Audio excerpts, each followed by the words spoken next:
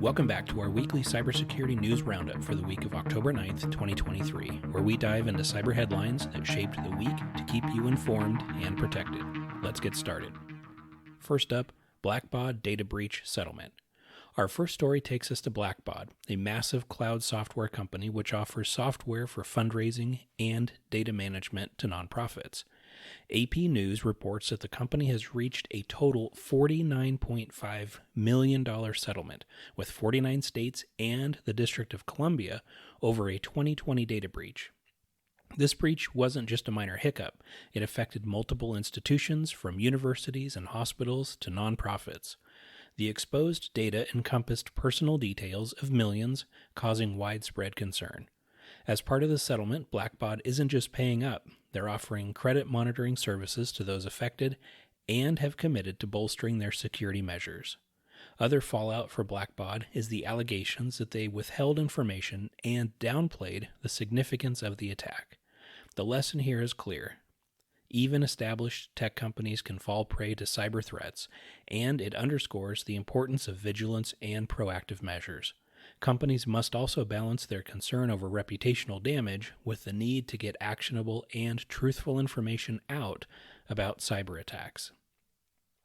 Next up, following up on MGM Resorts Cyber Attack. I have discussed the recent cyber attacks against MGM and Caesars a few times, and now we are learning more.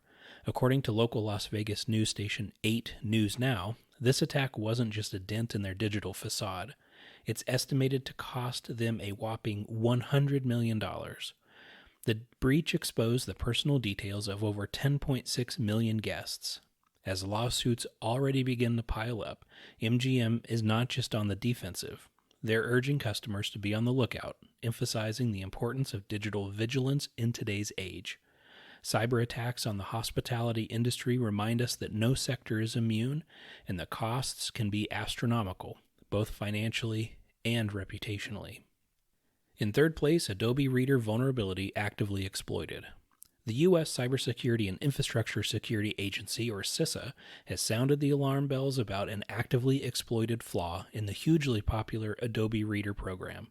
The vulnerability has a CVSS score of 7.8 and a CVE number of 2023-21608.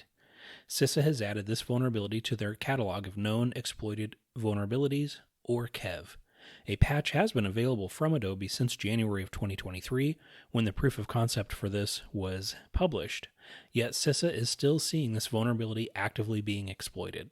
CISA has ordered Federal Civilian Executive Branch, or FCEB, agencies to have this patched by October 31st. Next, Russian hacktivists target Israel. Linked to Russia, Anonymous Sudan has targeted Israel's critical infrastructure, including their global navigational satellite systems and building automation networks. The potential fallout? Disrupted GPS systems, energy surges, and even building evacuations. Many of these systems in both Israel and Palestine are exposed online.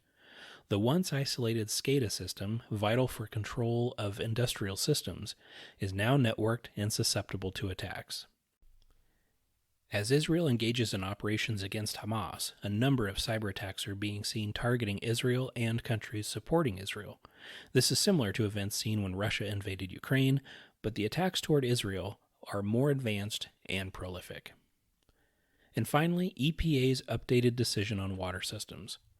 Our final story brings us to the corridors of the U.S. Environmental Protection Agency, or EPA. NextGov reports a significant decision by the EPA to withdraw its proposed cybersecurity audit requirements for water systems. This move has definitely stirred the pot. On one hand, it's seen as a relief, reducing regulatory burdens on states and local municipalities that have public water systems, but on the other, there's a rising chorus of concern about the cybersecurity risks this could pose to the nation's water supply. It's a delicate balance between risk and regulation.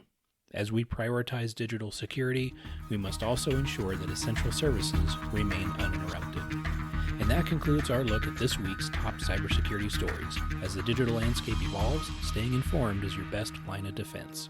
If you found this roundup helpful, please like, share, and subscribe to be notified about new content.